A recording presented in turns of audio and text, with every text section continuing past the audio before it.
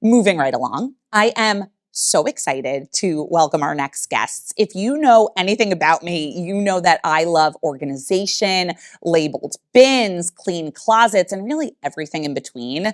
The Home Edit founders and Netflix stars, Clea Shearer and Joanna Teplin, are joining us now to tell us about their new book, Stay Organized, that comes out next week. Welcome to the show. Hi, thanks so much for having us. We're so happy to be here. Okay, so I have to start with your inspiration. What made you both find your passion in organization?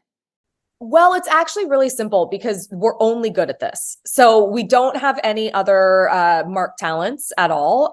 So, do what you're good at, I suppose. Right. And I think we both kind of realized independently and then together that, our calling was to spread organization to the masses. So and it's the only thing, I guess there's a few other things, but not many things feel like they give you control of your life the way that organization does.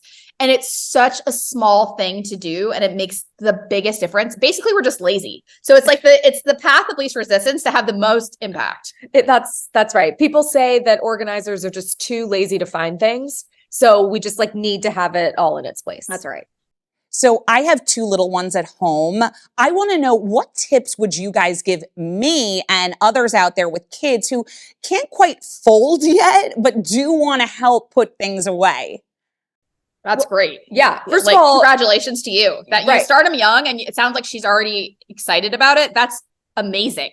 And honestly, give them small, easy to control tasks that put them as part of the process, actually engage them. If she wants to fold, honestly, just teach her a couple step-by-step ways to do it. You're going to have to refold everything yourself, but at least it's getting her started and it's getting her into it. Mm-hmm. And it's all about keeping it simple, keeping it relatable for their age, even their size, right? Use floor baskets if she can't reach other certain things, and get them involved in, putting away their items and being part of the process. It's amazing how much they can actually do. And giving kids or anybody in the house ownership over certain projects changes the game. The minute you have ownership and you did something, you are so much more motivated to keep it than if someone else does it.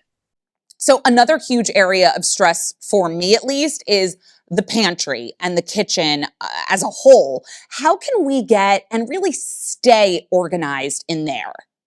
You really want to think through the way you and your family live and organize accordingly. I think where people get kind of mess up a little bit is they look at a beautiful picture on Instagram. Maybe we're to blame for that. They look for an inspiration photo and then try and mimic that in their home. But what they're not really thinking through are, again, the height of the shelves, who's using what items. Do you want the snacks at arm's reach for your kids, or do you want them up high where they can't get them? Think about, let's just say, your pantry layout. We always say you can organize your pantry even if you only have 6 categories. You don't need to have a pasta bin. You need to just have a dinner bin. So then what do you think are your top 3 must-have items to keep an organized home? All right, well, I'll start this one. I would say constantly editing. Things are constantly coming in the house. So you are only exempt from editing all the time if you never bring something else into the house. Right. Another rule that we implement that I think is incredibly valuable, it's the 80-20 rule. So it's kind of like eating. You don't want to be more than 80% full in any particular spot in your home. And then I would also say containing. Containment. The thing about organization, you can organize, but if you don't have any sort of containment, then you're just putting things out for a snapshot in time and it will look good. Sure. But you need a real system behind it and something to hold it in and to hold everybody accountable to that allotment of space. It's really a mindset. And that's the thing I think people forget. It's that people see it as a chore and we're out to rebrand organization as an opportunity. And it really is. It's not even just we feel this so deeply. It's an opportunity to take control of your life and to live in a beautiful, well-maintained space. Yes, totally. We wrote a whole book on it. That's right. Thank you both so much for being with us. This was so exciting. Thanks for having us. It was so fun.